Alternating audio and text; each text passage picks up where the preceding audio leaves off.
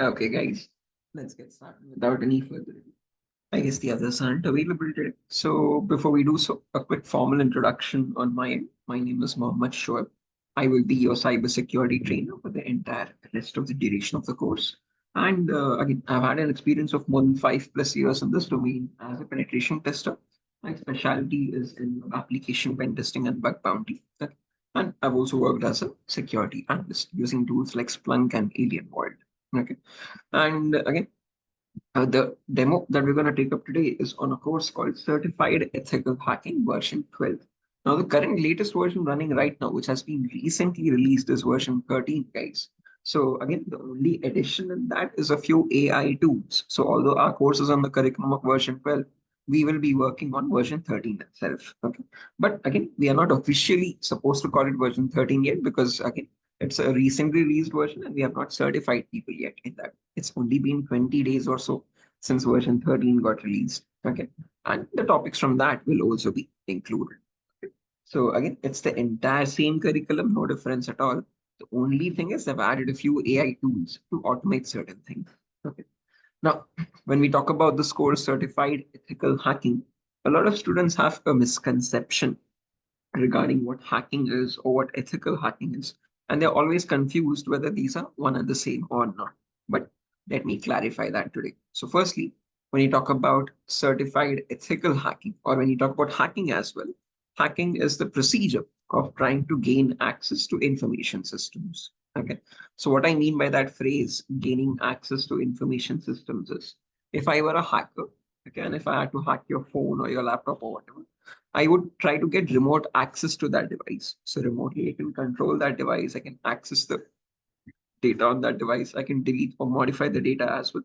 And all this can be done without your knowledge. So you might not even have a clue that someone is trying to get access your data without your knowledge. Okay.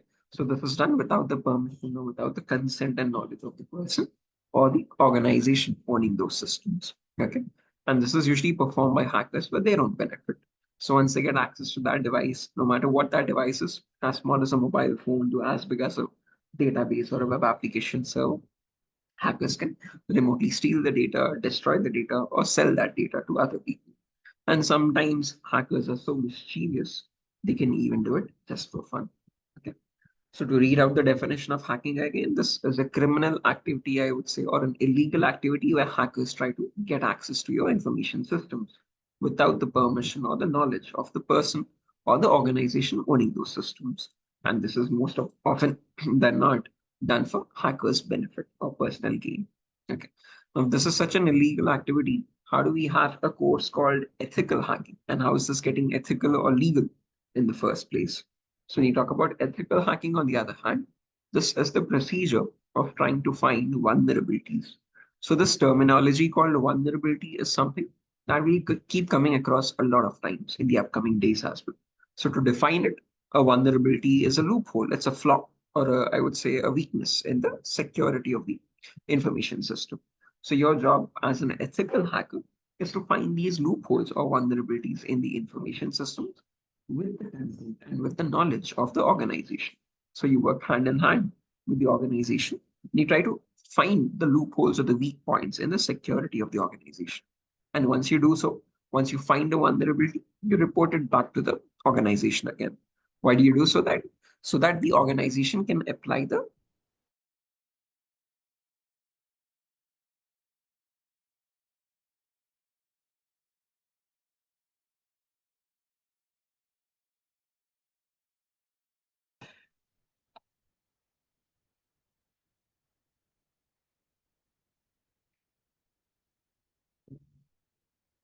okay. I hope I'm audible now, guys. I lost my internet connectivity there, so I have to connect through my hotspot. Perfect. All right. So again, as mentioned, when you talk about ethical hacking, this is the procedure of trying to find loopholes or vulnerabilities in the information system. Why do we need to find these? Because hackers as well look for these loopholes only. So through these vulnerabilities itself, they attack the system and get the information. So our job as an ethical hacker is to find these vulnerabilities or these loopholes in the information systems and report it back to the company. Once reported back, the company will apply the necessary security updates and it will remove those loopholes. And once the loopholes are removed, your organization is completely secure from these cyber threats. Okay. So an ethical hacker's job is to continuously monitor the organization and continuously check for threats. Okay. And see to it that if there are any vulnerabilities, they remediate that at the earliest to prevent any further cyber threats or cyber harm, okay, to the organization. Okay. Depending on these two definitions of hacking and ethical hacking, we can categorize the types of hackers as well. So there's someone known as a white hat hacker, there's someone known as a gray hat hacker, and then there's someone known as a black hat hacker. So I'll define these now. But up to here, any questions or doubts, guys? What is hacking? What is ethical hacking? And how they are different from one another? Hi, Pires. I hope I'm pronouncing that right. Irfan, Izaz, Shaturika, Pires. Any Yeah. questions, guys? No. Perfect. Now, let's try to understand the categories of hackers as well. So, again, as mentioned, firstly, when you talk about a black hat hacker, this is someone who performs hacking for their own benefit or just for fun without asking for consent. Okay. And these people can also be commonly known as cyber criminals. On the other end of the spectrum, we have white hat hackers, someone who abides by the laws and policies of the organization, and they work for securing the organization's infrastructure, and they can also be commonly called as ethical hackers or penetration testers. And in between, there's a third mysterious category called gray hat hackers. Now, these people have both the qualities of a black hat hacker as well as a white hat hacker.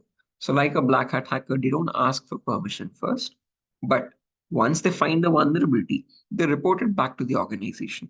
And there's a minor catch here. Obviously, they won't do it for free. They do it in return for a bounty. So bounty is like a financial reward that they expect in return to disclose that vulnerability. So therefore, they're working both offensively and defensively at various stages, hence the name grey hat hackers. Okay. And they can also be commonly known as bug bounty hunters. They hunt for bugs in organizations, softwares, or applications in return for a bounty, in return for a financial reward. Okay. Hence the name bug bounty hunters. Now, no matter what category of hackers you take, white hat hackers, gray hat hackers, or black hat hackers, all of these hackers perform hacking in a certain procedure. And that procedure is called as cyber kill chain. Some organizations also refer to it as hacking cycles. It's one and the same thing, guys. Hacking cycle or cyber kill chain is one and the same. Okay. And to define it, cyber kill chain is the procedure where hackers, and again, in order to perform a successful cyber attack, they would follow a certain step, a certain procedure to perform and get the remote access to these devices successfully. And the same procedure also allows cybersecurity professionals or ethical hackers to understand these threats at every level of the organization and detect them at an early stage and prevent them as well. So the procedure to attack or defend is pretty similar, guys. Okay. Because unless and until you know how to attack, you would not know how to defend that organization, right? So unless and until you can think like a thief, you wouldn't know how would a thief attack the again or steal information and make the appropriate security measures to prevent these thieves from getting into your organization, right? So again, the procedure that hackers follow in order to perform a successful cyber attack, and the same procedure that is followed by cybersecurity professionals to prevent these same attacks is called as cyber kill chain. Okay?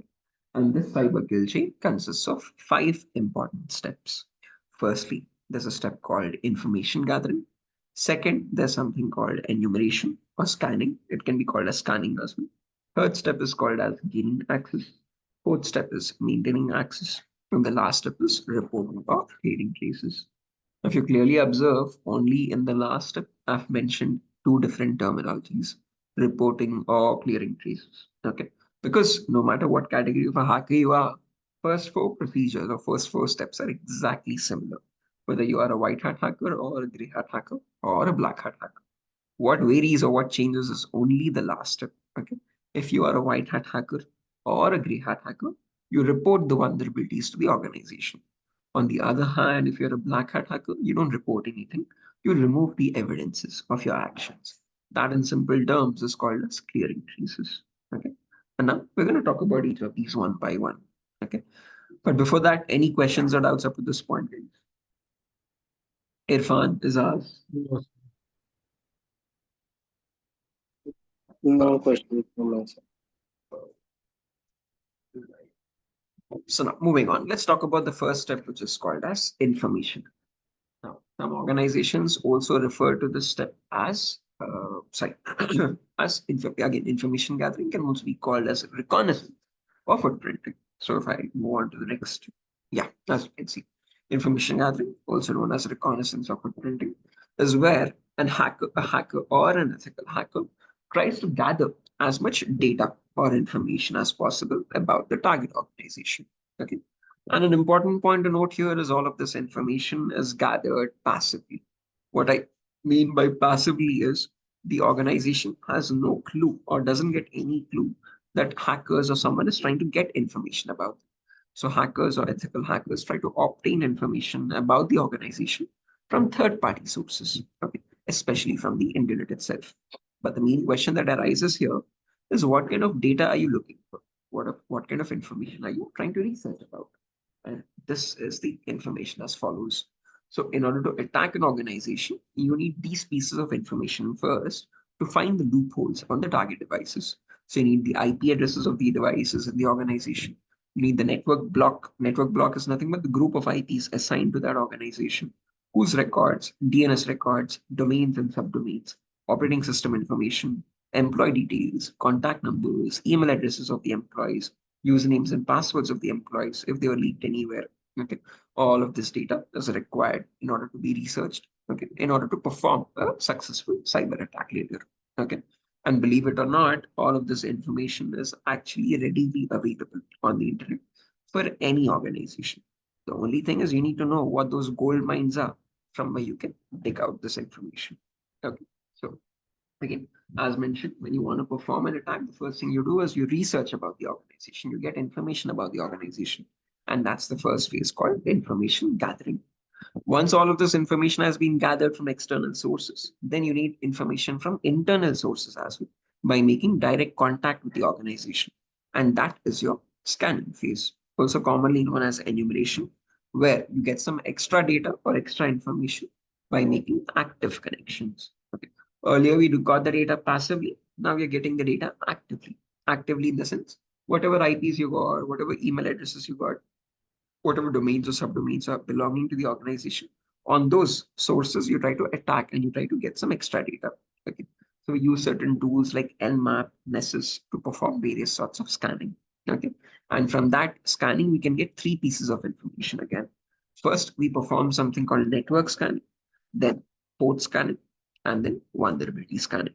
Network scanning is to figure out how many devices are existing in the network and what category of devices exist.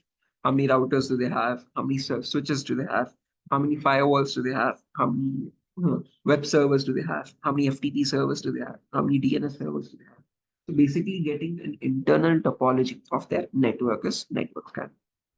Once you know what devices exist in the organization, then you perform port scanning, figuring out on those devices what logical ports are open, what services and applications are running on those ports. So what sort of data is traveling among those devices. And once you know what services are running, what applications are running, finally you perform vulnerability scan, where you try to figure out if any of those services can be attacked through a loophole in that code of the service or application. Okay. And as mentioned, during this module, we'll be working on two very important tools. One is called Nmap, which is a network mapper used for performing network and port scanning. Again, a very popular tool asked in a lot of job descriptions in real time. And the other tool is Tenable SS. Okay. This is a vulnerability scanner. Again, quite an expensive tool as well. Again, used in real-time organizations itself, guys. Whatever tools will be working are the same exact tools used in the industry in today's world. So if you click on buy, you can see this is $7,000. Okay. Not a cheap tool, I would say. Okay. But don't worry, luckily there's a trial version for us to understand how to install and run this tool and work it. Or use it to understand how to use it in an organization efficiently to perform vulnerability scanning. Okay. So again, just trying to show you what tools we'll be working on in the upcoming sessions. Okay. Now, if this is still not clear, like what is information gathering, what is scanning, let me give you a very simple example.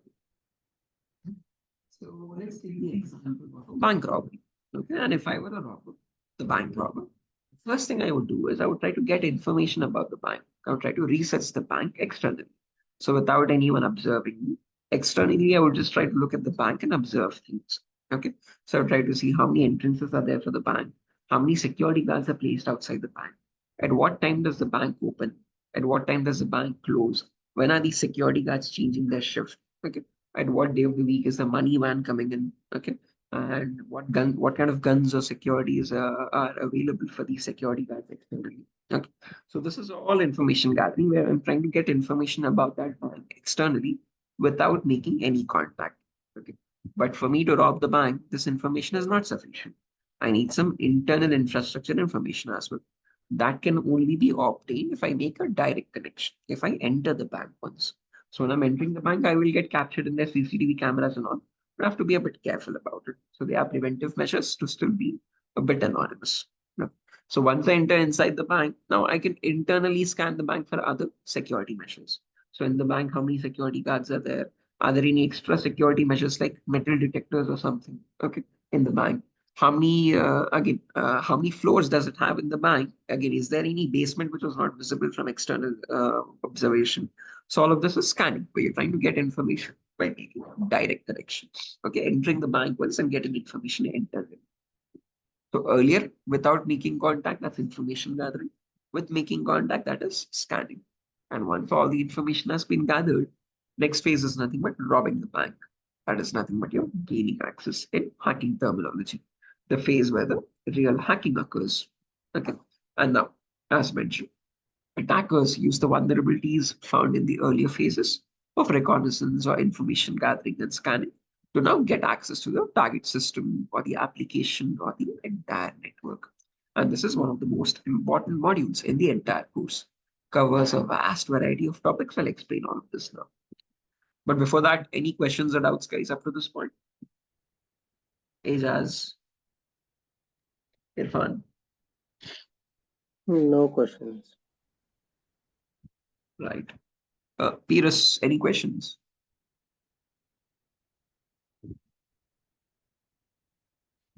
Hello. Hi, Azaz. I hope you can hear me, guys. Yes, sir. No questions from my side. Perfect. Perfect.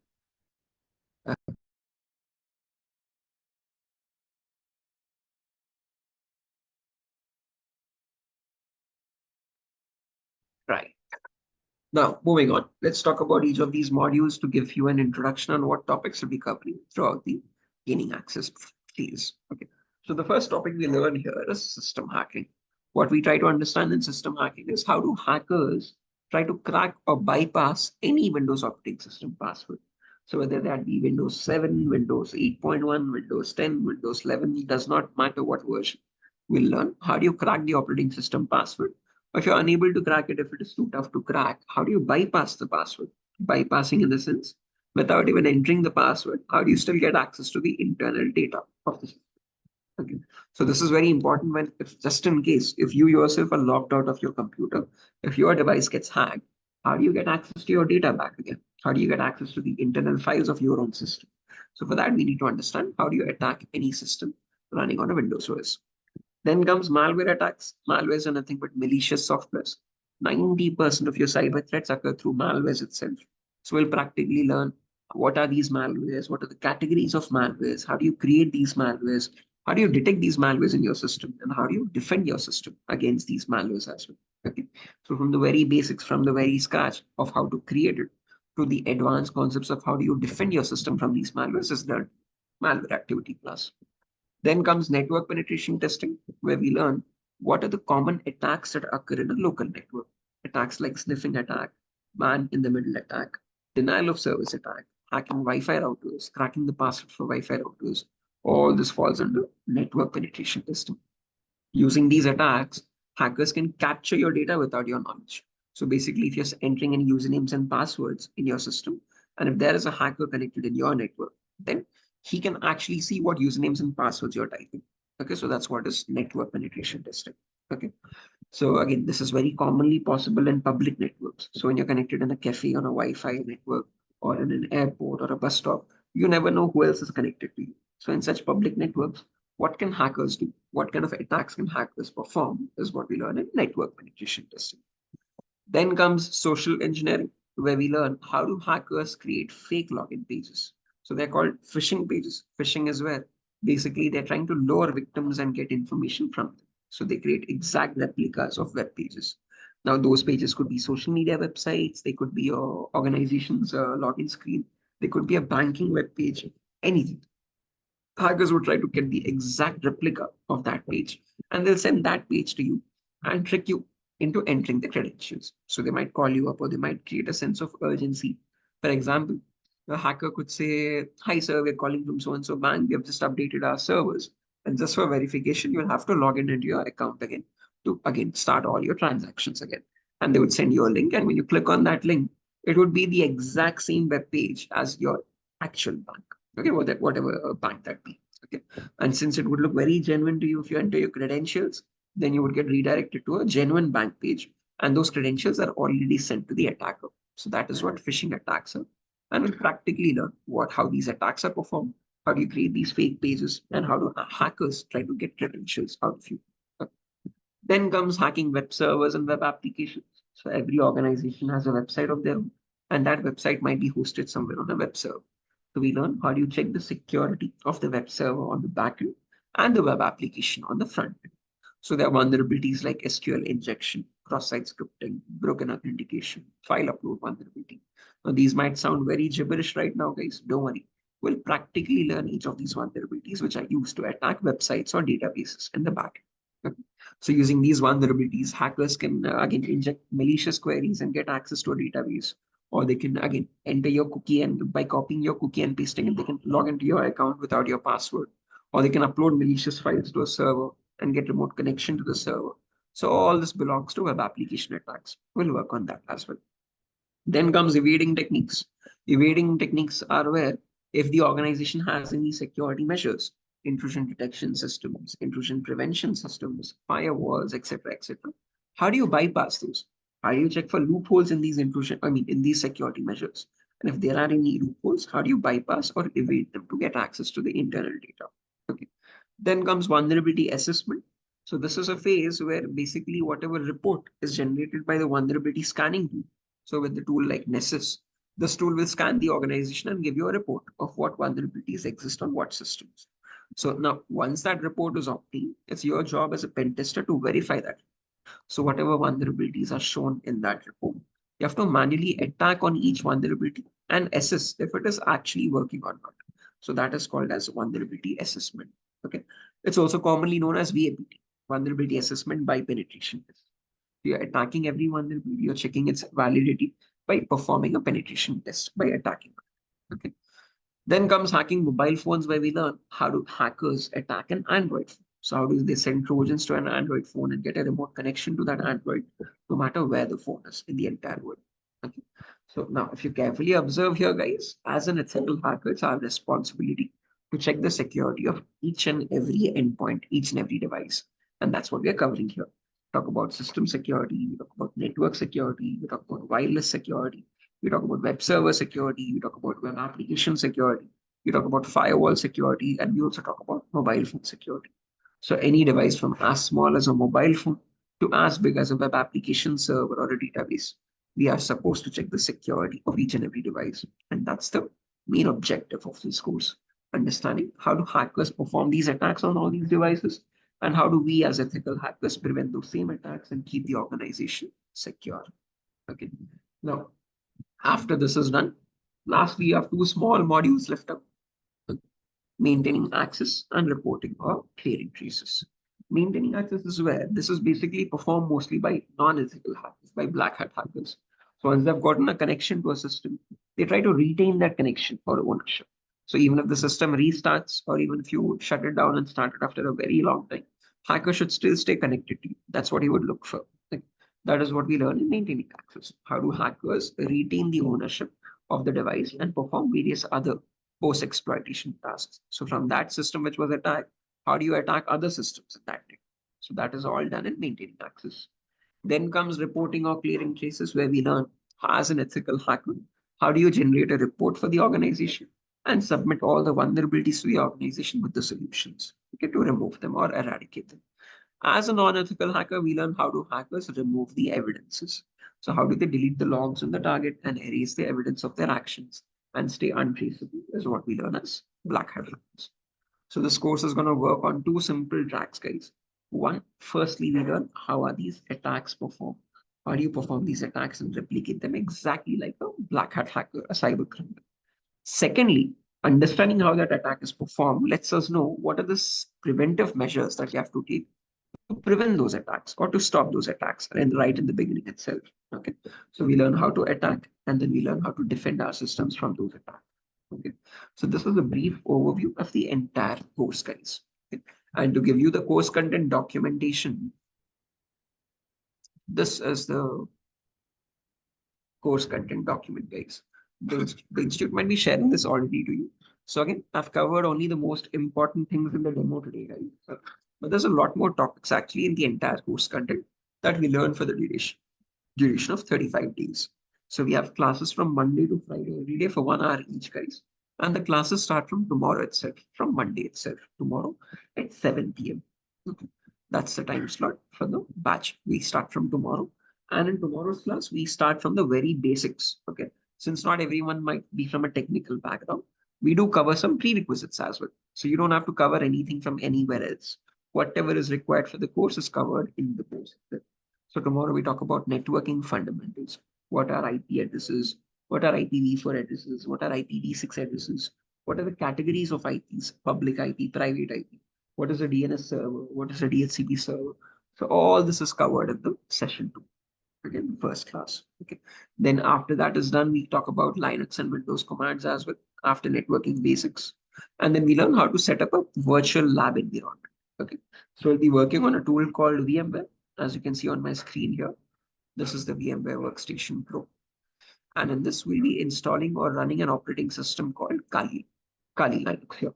Okay. So a very important operating system. I'll practically show you in the upcoming sessions how do you have this set up on your system so that you can practice on it whenever you want. This is a completely practical course, guys. No theory nonsense. Our demo today is again very theoretical because I have to explain what topics we are learning. But once we begin with the course, everything is much more hands-on. We work with the same exact tools that are used in organizations in real time. One of them being Kali operating system, the other one. Again, if I just list out a few tools, there's Burp Suite for web application pen testing. There's Metasploit framework for vulnerability assessment. Metasploit framework. Okay. Then there's Nmap as mentioned. Okay. For network scanning. There's Nessus for vulnerability scanning. There's Wireshark for network packet analysis for analyzing traffic coming in or going out of the organization. Okay. So these are the same practical tools that are asked in job descriptions in real time. Okay. And we'll be working with all of these same exact tools. Okay. And again, as mentioned, the course duration is for 35 to 40 days, guys, where we have classes from Monday to Friday, every day for 1 hour each. And the batch starts tomorrow at 7 p.m. in the evening. And for course price details or anything as such, you can contact the organization, the institute, guys. It's priced at 8,000 rupees. But again, where to pay, how to pay, you can contact the institute for that. Okay. For any technical queries regarding the course or any course content, you can ask me that. Okay. Directly. Any questions, any doubts up to this point, guys? So if you notice, the course content has been dropped in the chat box along with the demo link as well, guys, for the link for tomorrow's class. You can copy paste that and save it to join the session tomorrow at 8 o'clock. Oh, it's at 8 o'clock, guys, not 7 o'clock. Sorry, my bad. It's from 4th November, which is tomorrow at 8 p.m. onwards. I have a question, sir. For someone for someone who have a gap, and then want to transition to cybersecurity, how can we fill the gap? Like, do you have any idea if You're transitioning from which applying job your role right now? course? Yeah, because I'm mostly in DevOps, so I got laid off and I'm not working for the past 1 year. So if I would like to take a cybersecurity course to look for a job, how can I fill this gap? Good question. So when you talk about DevOps, Igor, basically what most people do to get into security, they learn something called DevSecOps. Okay. So basically understanding the security aspect of developing and automating the code again and checking the security of that code. So in order to understand how you can transition, you learn this course where you understand what are the vulnerabilities that occur usually on applications. And that allows you to basically transition into something called DevSecOps as well, understanding the security aspect of how you develop secure code and how do you check for security vulnerabilities on SAST and DAST level, on static analysis security testing and dynamic analysis security testing, which is basically on the backend, on the source code, and on the front end, on the application's UI, user interface, and user UX. Okay. So this course allows you to understand what kind of attacks are performed on applications on the front end and on the back end. Okay. And that allows you to understand what are the security measures to take when writing the correct source code for any application. Is that clear? Okay, okay, so thank you, sir. Okay, perfect. Any other questions, guys?